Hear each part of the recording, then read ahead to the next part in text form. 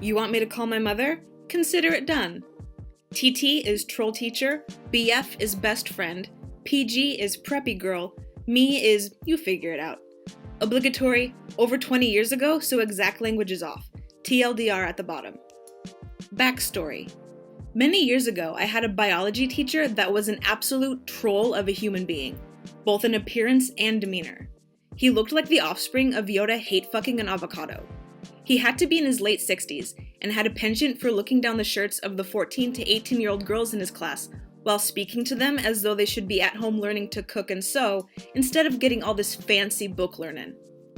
Aside from this fact, I had dated a girl from his church and had some inside knowledge of how he treated girls outside the classroom. Spoiler alert, it was worse. PG has on multiple occasions made fun of me. Now, I tell you this because I truly despised PG, and TT's actions always bothered me, but the actions of TT should have yielded this story from someone I actually liked, or at least was impartial about. To this day, I have no idea why his behavior set me off in this particular instance. So the class starts, and TT is rambling along on the day's lesson when I notice he stops in front of one of the desks and proceeds to stare down the shirt of PG. After a good 5 to 10 second stare, he says something to her in the most demeaning tone I had ever heard slide from the anus he calls a mouth. Me loudly, "What the fuck was that?" TT points his beloved laser pointer at me. "Excuse me?" Me, "Where do you get off talking to the girls in this class as though they're subhuman? You think you can just stare down girls' shirts and then speak to them like they're stupid?" BF, "Every day we come into this class, you walk around the class just trying to get a peek down the shirt of every girl in here." TT, now pointing the laser right between my eyes, "Go wait in the hall," points at BF, "You too." So out in the hallway we go. TT emerges from the classroom about 10 minutes later. "You can come back into class now, but you need to apologize to me in front of the whole class." BF, "No." Me, "Why should I apologize? You're the one getting your kicks peeping on high school girls." TT walks back into the room and reemerges 2 minutes later. "Come back in and apologize or go sit in the commons. You can't stand outside the door all class." Me and BF glance at each other, look back at TT, and walk away to the commons. Not 5 minutes goes by and TT is in the commons. "Are you ready to come back and apologize?" Me, "Nope." TT, "Then you need to leave campus and call your parents."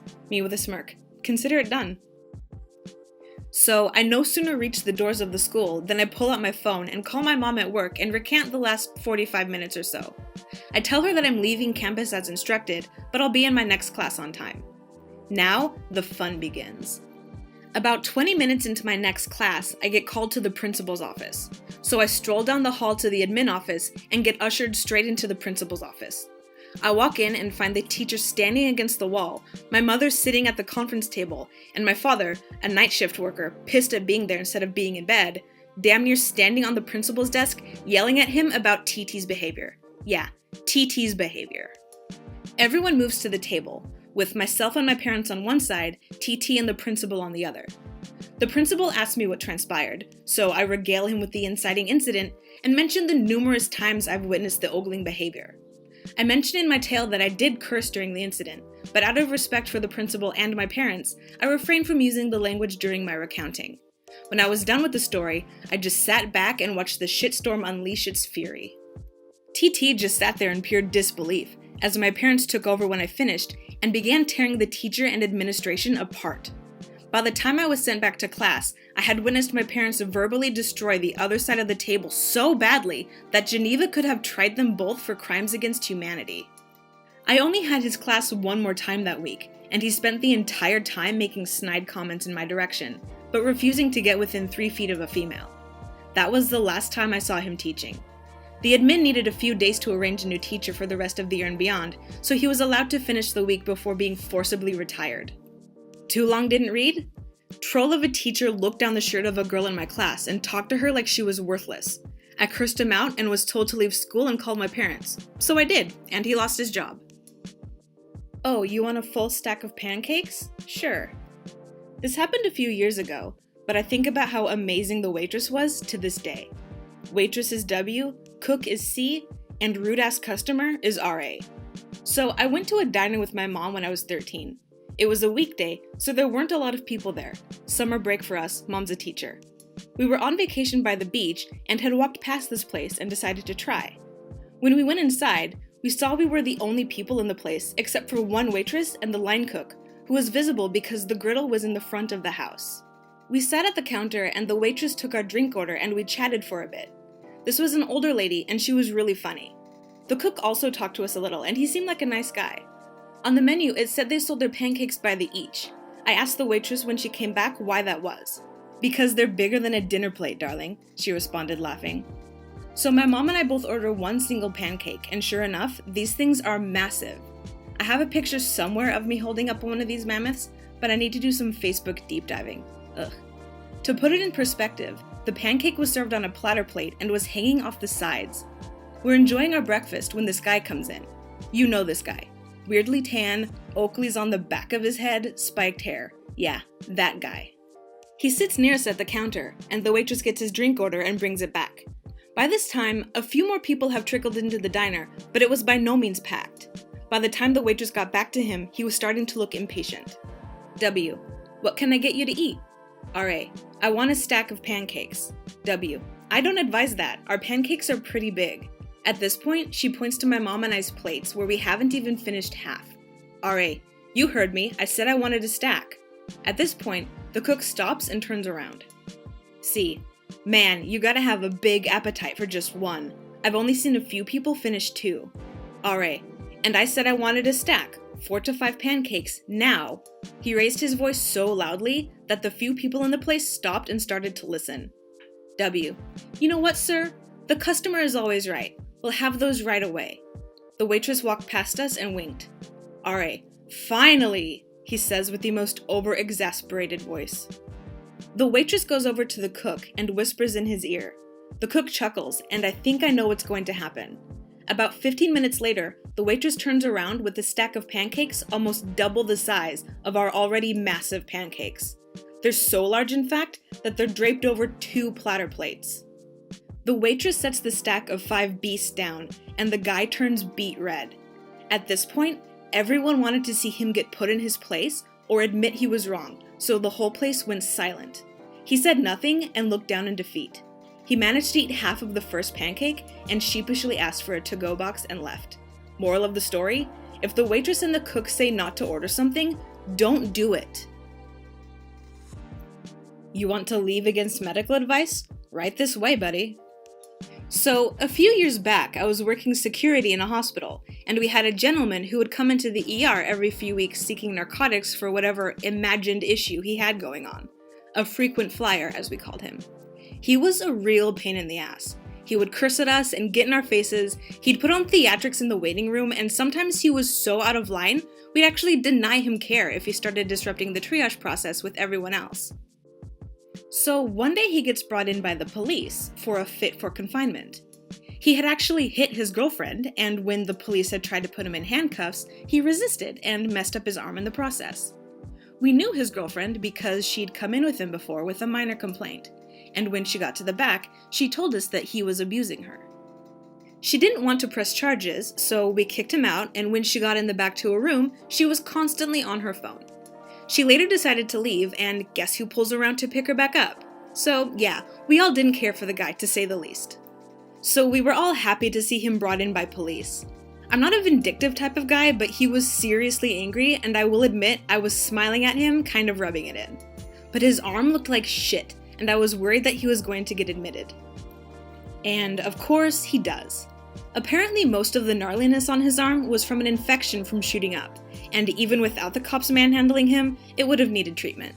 So he's super excited because he'll get narcotics, and maybe the cops won't be willing to stay until he's released. So after he got admitted, an officer came down to our little window and told us to let them know if he gets released, because the nursing staff technically isn't allowed to let them know, and they want to arrest him. Sounds great. He gets his own room, and the next day we get called up to the nurse's station on his wing, and the nursing staff told us that when the doctor came to speak with him, that he was totally out of it, even though he hadn't gotten any pain medication that morning, and that could we please search his room for narcotics because they're afraid to give him something and send him into an overdose. Right when we walk into his room, 2 of his buddies quickly leave, and we tell him the deal and that we have to search his room. He's cussing at us and calling us rent-a-cops and whatnot. And when we try to get him to get out of his bed so we can search his sheets and person, he refuses. The charge nurse hears the commotion and comes in and says, "Oh, you don't have to search his bed, it's okay." We're like, then why the hell did you call us up here for? So we tell him and the nursing staff that he's not allowed to have any visitors, and that he's also not allowed to leave the floor unless he's signing out against medical advice, in which case the nurses need to let us know so we can have the police here to arrest him. Day 2 rolls around, and I'm patrolling his floor when I see him come out of the elevator and walk back into his room. He's walking super slow, and his eyes are half open, and I know he's high. I asked the staff why he was out and about, and they said that he signs out against medical advice to go smoke, and then they just let him come back into his room and resume being a patient. Now, this was some brand new policy they had put in place for smokers, and I asked them why they didn't run this by security.